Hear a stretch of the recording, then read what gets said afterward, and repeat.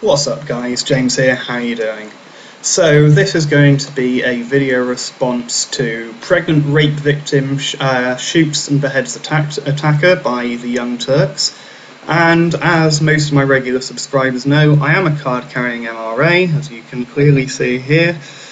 So I think you can guess which way I'm going to be going on this topic. So if you are the kind of person who has a problem with freedom of speech, or the concept of innocent until proven guilty, or fair trials, or the idea that women are capable of committing crimes, then I suggest you click away from this video now. Since people often strawman the MRM by saying MRAs think legitimate rape virtually never happens, I'd just like to make a few things abundantly clear before I get started on the video properly. I am 100% against rape.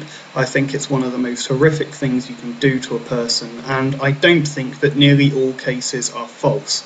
And I think that anybody who makes such a claim is a fucking moron and should be treated as such. However, I think the opposite position is equally vile.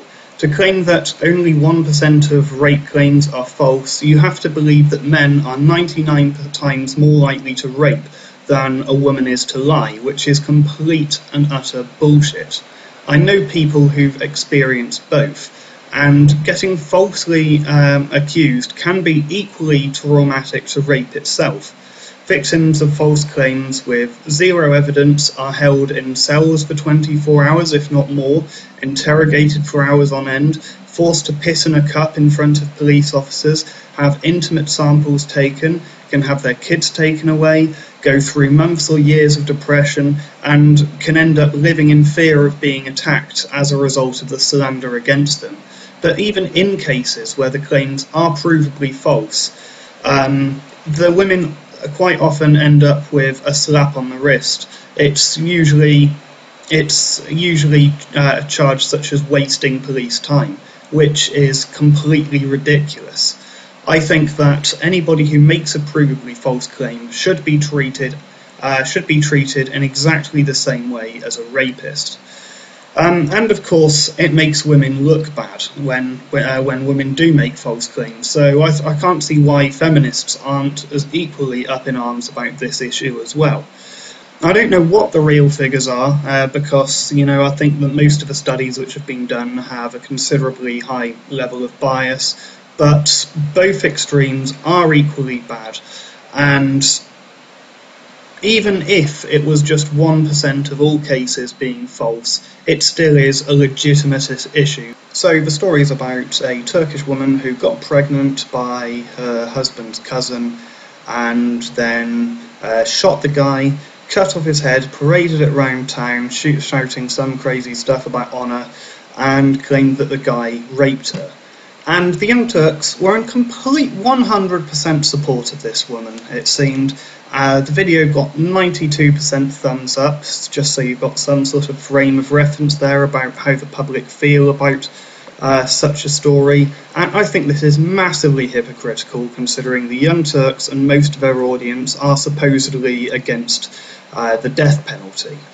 And this kind of proves the point I was making during my debate about the death penalty. My opponent suggested that the death penalty should be used for murderers and murderers only, to which I responded by saying that if the death penalty was used for murder, then there's no reason it couldn't, given enough propaganda and public outrage, be used for child molesters, rapists, drug addicts, homosexuals, or any other group of people which the public decides they have sufficient hatred for.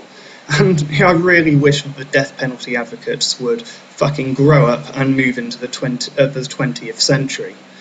There's also another news story, sort of similar to this, which I heard about.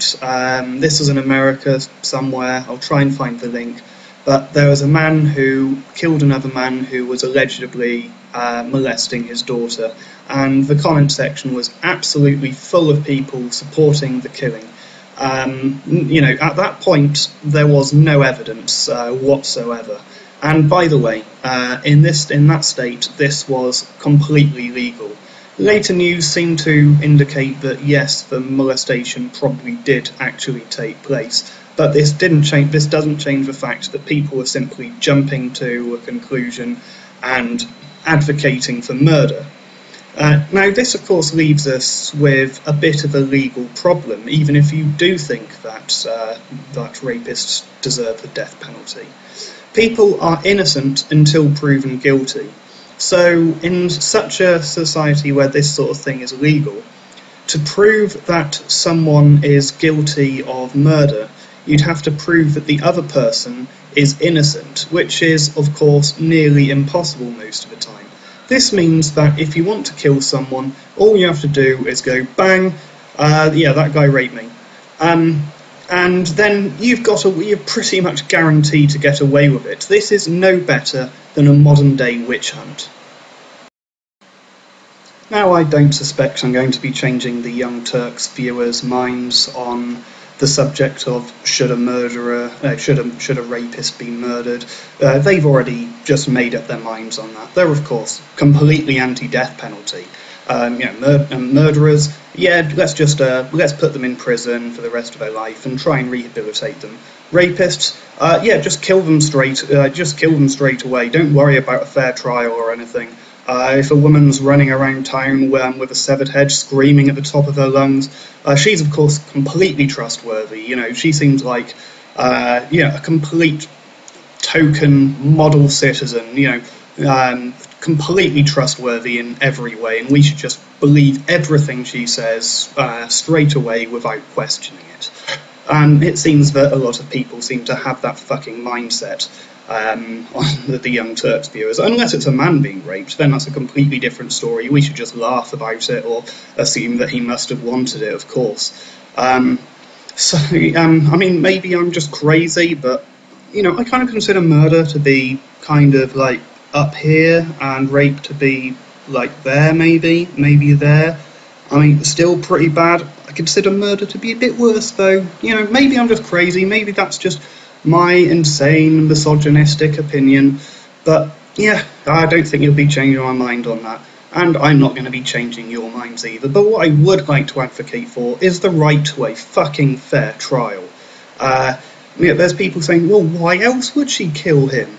Well, here's a crazy idea. Maybe she was having an affair and didn't want her husband to find out, so she killed him.